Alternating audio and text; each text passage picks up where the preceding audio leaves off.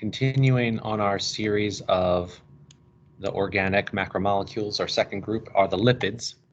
Lipids are also known as fats. And their elemental composition, they have carbon and hydrogens.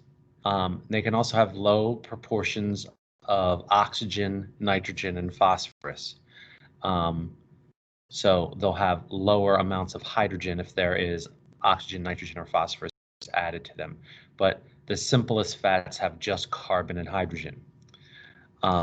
So as a result, that makes them nonpolar. So a typical, very simple fat is a hydrocarbon.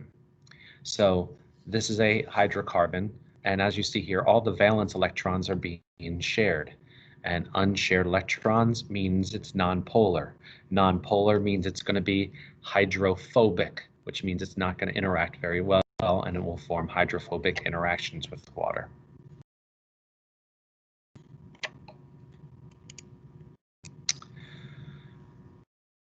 A triglyceride is a key example. It's also known as a simple fat.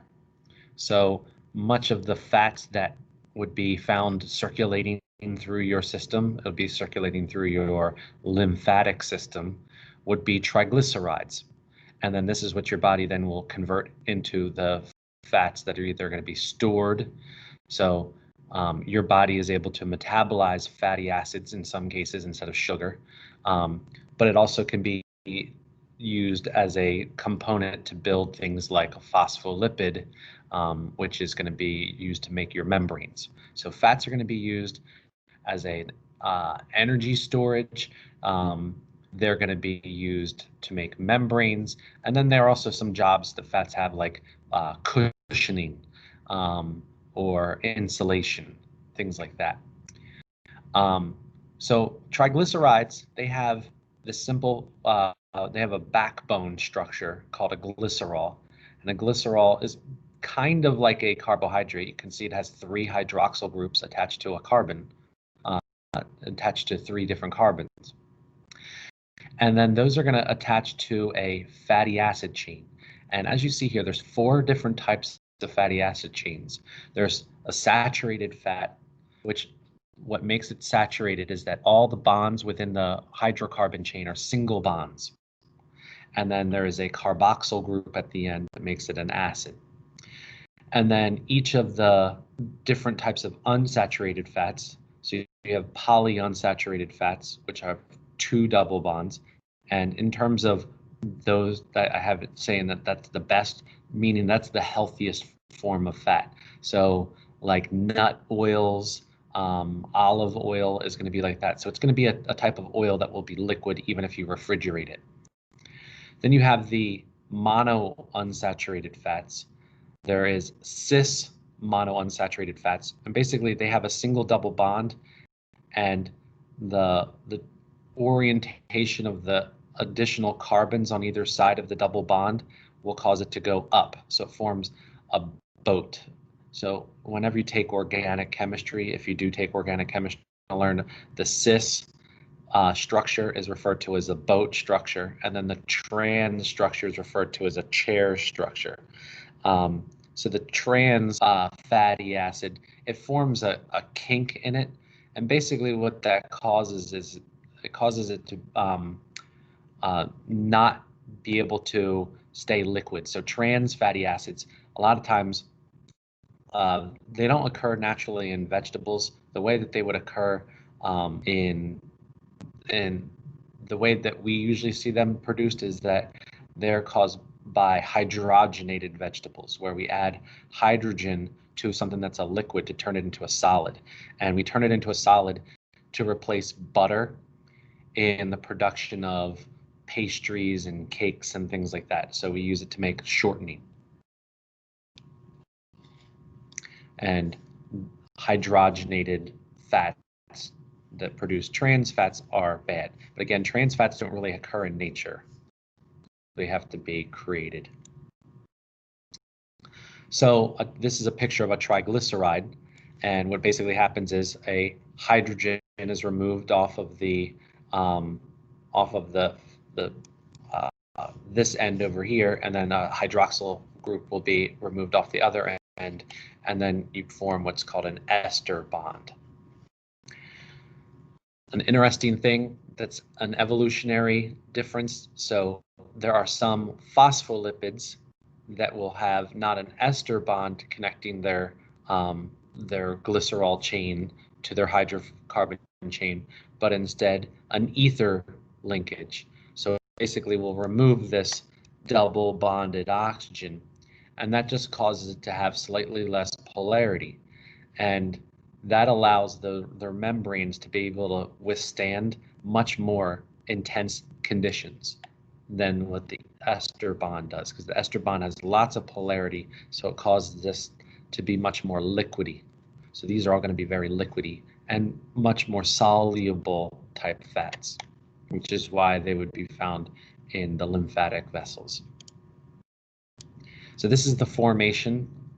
This is like a close-up of what's happening in the formation. So the hydrogen is going to be removed from the hydroxyl group of glycerol, and then the hydroxyl group will be removed from the carboxyl group of each of the fatty acids. So you'll produce 3 waters for every triglyceride that you produce. And then the hydrolysis would be the exact opposite of this. So these are some of the pictures of the other types of lipids. So you have phospholipids, which I'd been talking about, which basically it's a, instead of a triglyceride, it's a diglyceride. And then replacing the other end of the other fatty acid is generally going to be what's called a phosphocholine. So if you see right here, this is a phosphocholine group. So it's got a nitrogen in the middle that has 4 different carbons coming off of it. So because it has 4, it basically ends up having a charge because you've removed extra electrons from it. Cholesterol is another group, and you see this ring structure. It's called a sterol ring structure. So steroids all have this 1, 2, 3, 4 ring structure, but cholesterol is then going to have this. So the sterol is formed in steroids. So again, this 1, 2, 3, 4 ring structure is found in anything that's a steroid, but then cholesterol has this extra little chain here, and then it's an all because it's always going to have this little hydroxyl group here, but that's not going to give it much polarity. And they're usually, cholesterol has a job, and it's usually to the solidifying membranes. So when there are things embedded in the membrane, like these are nerve endings, and they need to be able to interact, the cholesterol is basically going to anchor those in position so they stop floating around, because the phospholipid layer is going to be very floaty, liquidy, but when cholesterol is added in between, it makes it much more solid, so it kind of solidifies these 2 endings so that they're able to connect. So you need cholesterol to allow your nervous system to function better. Then there's 2 different types of, these are part of cholesterol. This is how it would be found in your bloodstream. There's HDLs. These are cholesterols that are connected to proteins, and they're able to dissolve easily. And then LDLs are the ones that are less able to dissolve. So this is why I said beans. Beans, if you have high cholesterol, you have a parent who has high cholesterol, which many people have high cholesterol. There are medicines for that, but if you incorporate more beans in your diet, it's going to help lower it naturally. So this is the steroid ring that I was talking about. This is a particular steroid called testosterone. And then this is a molecule that's going to be found in plants. It's a carotenoid. This part would span the membrane, and this part right here would be found kind of flat on both surfaces.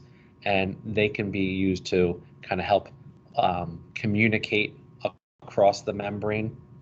They also can be used as pigments to absorb light and transmit energy across the membrane. So they have more functions than just energy and other things. They can be involved in the signaling process in terms of hormones.